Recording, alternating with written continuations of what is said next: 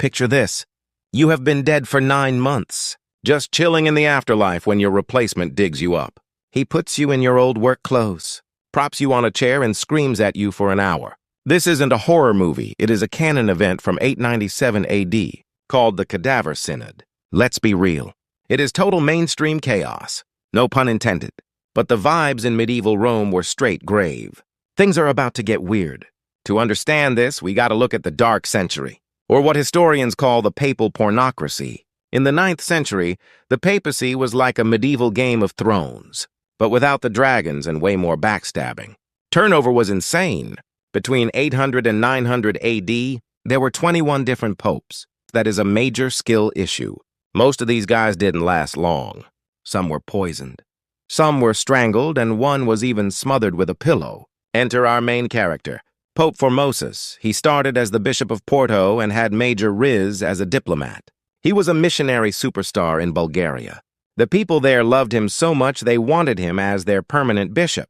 But the sitting Pope Nicholas said no way, because canon law forbid moving from one see to another. Then came Pope John VIII, who thought Formosus was a total threat to his power. It was a massive beef. John accused Formosus of deserting his post and conspiring to take over. The papacy total betrayal vibes. Formosus actually fled Rome because he was terrified of the guy. He got excommunicated and forced to be a layman.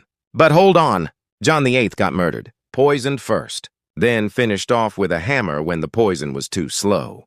This allowed Formosus to have a legendary glow-up. The next pope reinstated him, and by 891 he was elected pope. But being pope meant dealing with the dukes of Spoleto. These guys were the ultimate nepo babies of central Italy. Formosus was forced to crown Lambert of Spoleto as co-emperor, but he secretly hated the Spoletan faction. He called in Arnulf of Carinthia to invade Italy and save him. It was a summoning a boss move. Arnulf invaded, liberated Rome, and Formosus crowned him Holy Roman Emperor, a huge W for the Carolingians. But then disaster struck. Arnulf had a stroke and had to retreat north. Formosus was left alone with his enemies. In 896, Formosus died.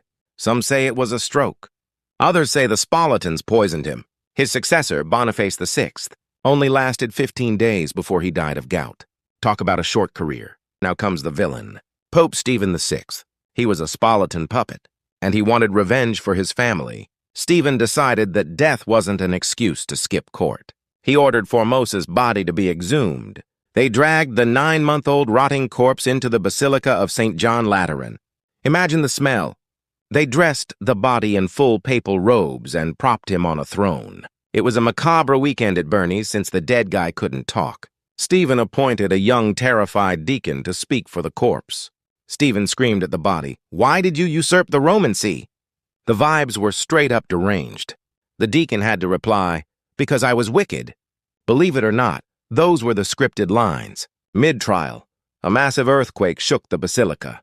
The stones literally rattled in protest. Stephen didn't care. He found the corpse guilty on all counts.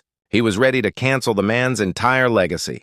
They stripped the body of its robes and chopped off the 3 blessing fingers of his right hand. This symbolized that all his blessings and ordinations were now invalid. A total reverse Uno on his career.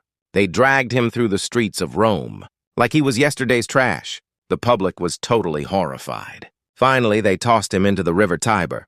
Stephen thought he had won. Public opinion shifted fast. People started seeing Formosus as a martyr and a saint.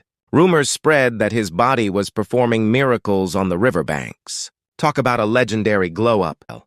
Riots broke out in Rome. The people were done with Stephen's weird vendetta. Stephen was arrested, stripped of his power, and thrown into a dark prison cell within months. He was found strangled to death in his cell. That's a massive L for him. But the drama didn't stop. The next popes started a chain of reverse Uno decrees.